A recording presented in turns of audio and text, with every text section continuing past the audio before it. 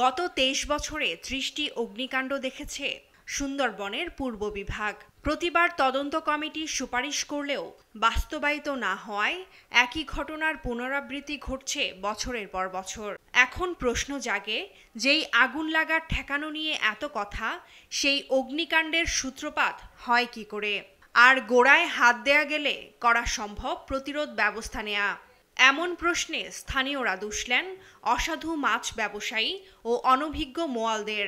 মনে করেন সুন্দরবনে আগুন দেয় হইলে মাইনি ওই যারা মাছ মারে ওরা দেয়। মধুবাঙ্গে গোচরণ করে, মানে গরু রাখে, মোষ রাখে, এরাও সিগারেট খায়, করে এই সেই ধানাই পানাই করে বসে রেস্ট নেয়, তার মাধ্যমেও আগুনটা লাগতে পারে।